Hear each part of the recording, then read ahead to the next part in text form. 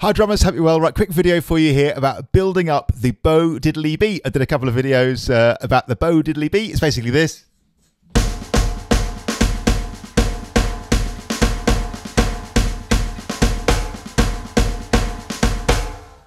Or at least the version of it that I presented was, there's various ways to do it, but I presented it as an accent pattern in a single stroke roll.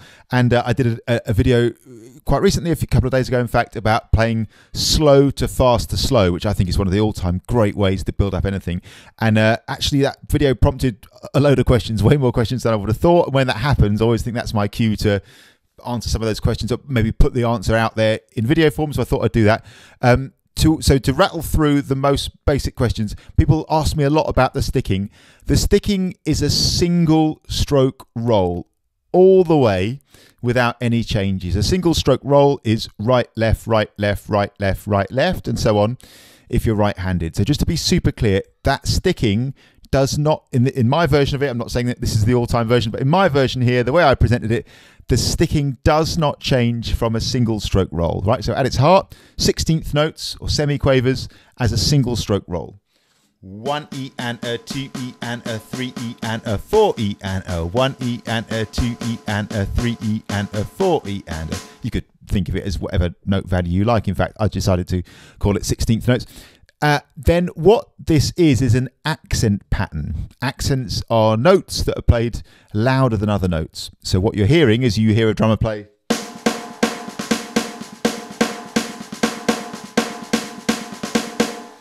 Is you're hearing the accent pattern within that single stroke roll. So some notes are louder than others. That's all it is. I'm not changing the sticking there. It's to repeat a single stroke roll all the way. What I'm going to do here is play it unbelievably slowly, a little, not unbelievably, but very slowly, a little bit. And so you can see that accent pattern. And the first step, I would say, of building this up, and I've been doing this at the studio with a couple of channel members who've come down for their sessions, and we're really slow, and just get it in your system first. Get to that first base of being able to perform it at a slow tempo. Then what we're going to do is a slow to fast to slow. So we consolidate that slow speed, we get the different stick heights going, we get happy with the movements involved. Then we start to pick up speed, right? As we get faster, we start to challenge ourselves. And the game really is, as you get faster, I always think, is can you keep your form? This is why this is such a brilliant way to practice things, because you get the sort of ideal version of it down at that slow speed, and then as you pick up, as you repeat and loop it, you pick up speed. The game is, can you keep your form? Can you keep it sounding smooth? Can you stay relaxed? Can you get the dynamic differences between the loud notes and the quiet notes? Can you keep them consistent? So that's what we're going to do. We're going to go slow to fast to slow. As ever, we're looking for that beautiful improvement zone, so-called, where you can get to the edge of your comfort zone, right? It'd be different for me, it'd be different for you, it'd be different for every drummer who does this, depending on where they're at. But we're looking to find that zone. When we hit that zone, and I think of it as a tension, on a tension scale, right? When we go slow and we play.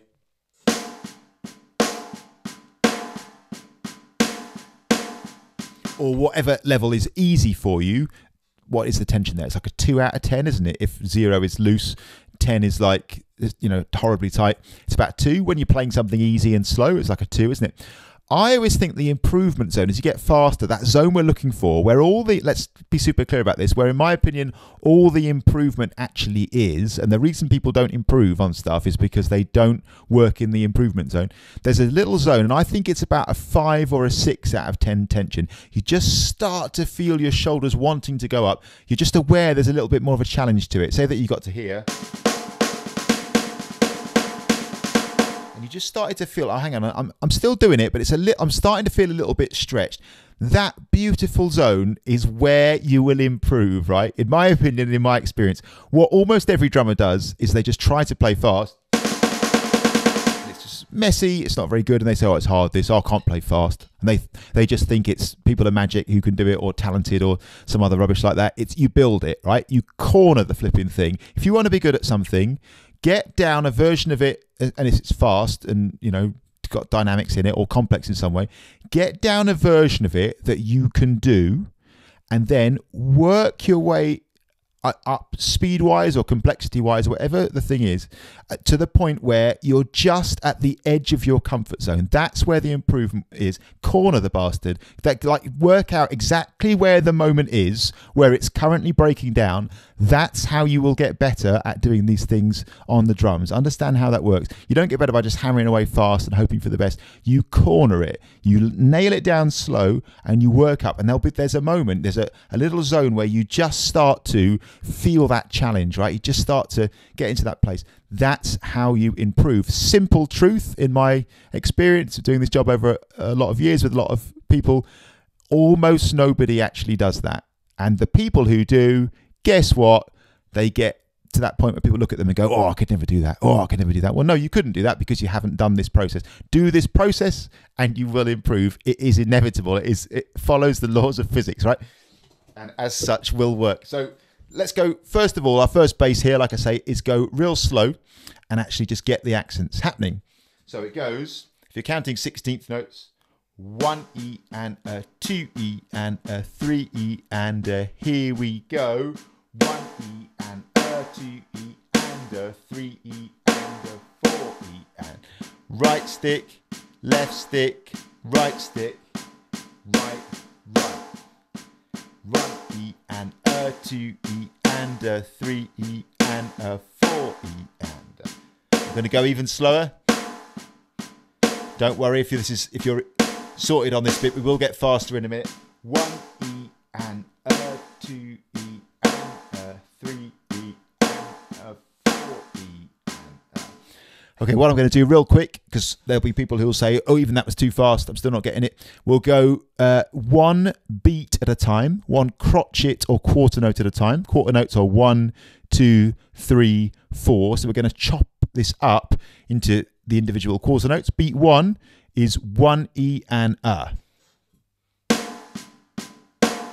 That's a loud right stick, a quiet left stick, a quiet right stick, and a loud left stick. 1 E and a. The accents are on the 1 and the a, so to speak. This is beat 1. 1 E and a. 1 E and a. Take your time with it. It's single strokes all the way. 1 E and a. Okay, beat 2. 1 E and a goes 2 E and a. So the accent is on the and. Right, left, right, left. Right, left, right, left.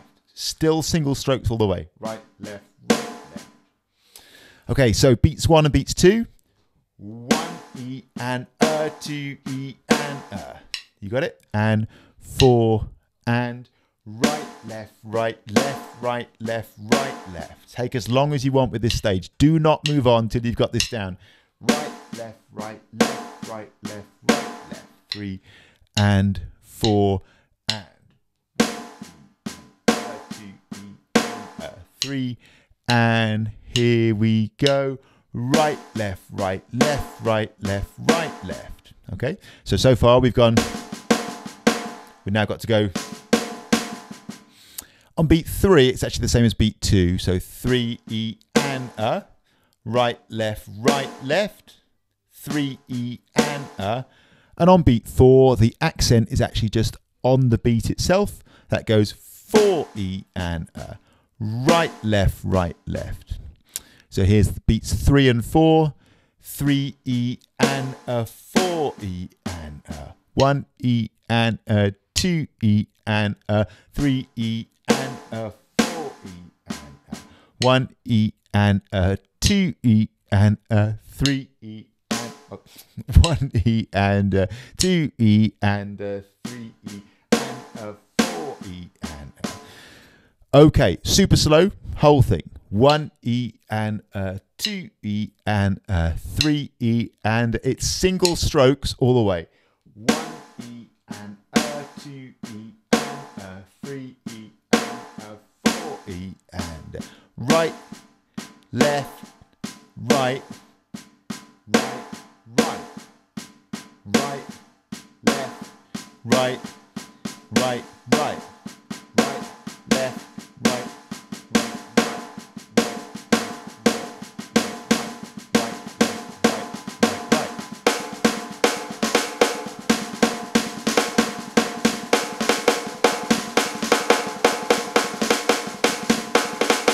to repeat as you're getting faster here. You are looking for, and this is individual to you. Don't follow my thing here unless you're finding it easy, in which case fine. But you're looking for your zone where that starts to become a challenge. By the way, if this is new to you, you probably need to play it, I would say, in my experience, quite a few times, just super slow, just to get the feel for it. But then once that's starting to become automatic and you start to build the speed, there'll be a zone where you just notice, again, that tension coming up, that sort of 5 or 6 out of 10 tension. Hold it there, live there. That's where the improvement will take place. So now what I'm going to do, finally, is play the whole thing and loop it a lot and go really, really, really slow. And this is a sort of play along element. You could maybe try if you like. I'm going to go over and over it and just pick up the speed. I'm going to go up to what I would consider to be my improvement zone here. And then I'll hold it there for a bit, 20 seconds or so, and I'll bring it all the way back down again. This is absolutely the way I'd recommend practicing. If you're newer to this, obviously you won't go all the way up to the speed that I do. You might well go faster than me, and that's great. Good luck to you. Well done. Thank you for being my viewer if you are. But if not, that's completely fine. Just wherever your zone is, hold it there and bring it back down. Here we go. 1 E and a 2 E and a 3 E and a 4 E and a 1 E and a 2 E and a 3 E and a 4 E and a 1 E and a.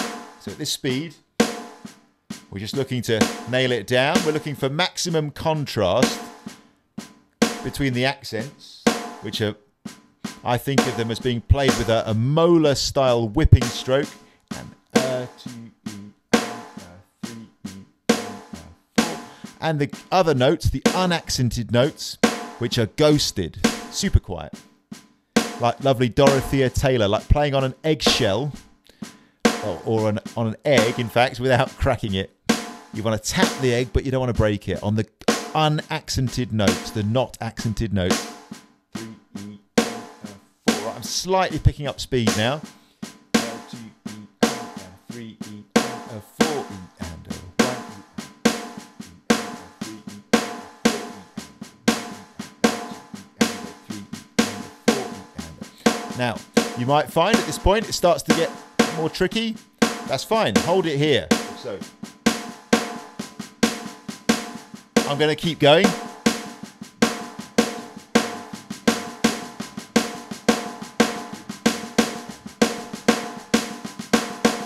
and a 2 E and 3 and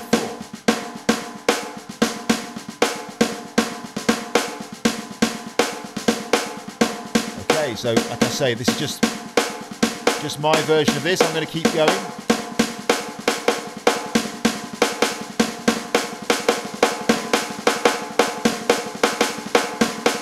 So I'm starting to feel a little bit of tension coming in.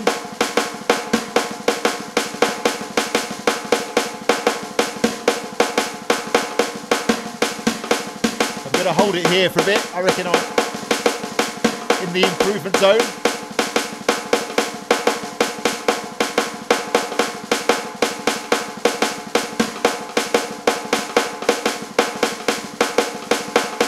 Okay, now I'm going to start bringing it down.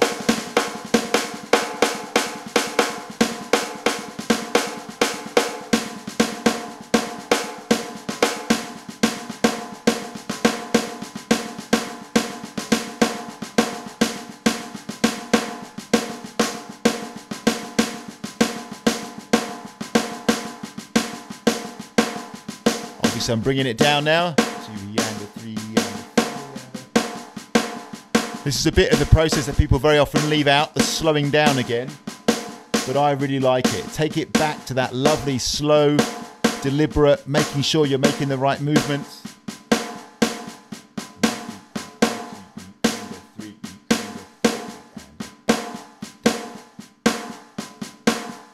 So remember, right, left, right, right, right. But I can't say it enough times, and someone will still ask me. It's a single stroke roll.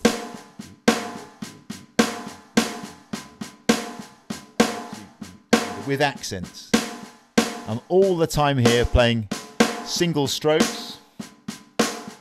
Here they are, right, left, right, left, right, left, right, left, right, left, right, left, right, left, right.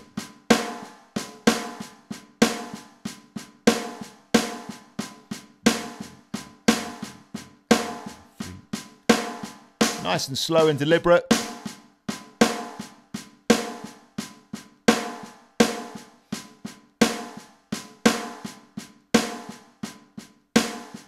Last time.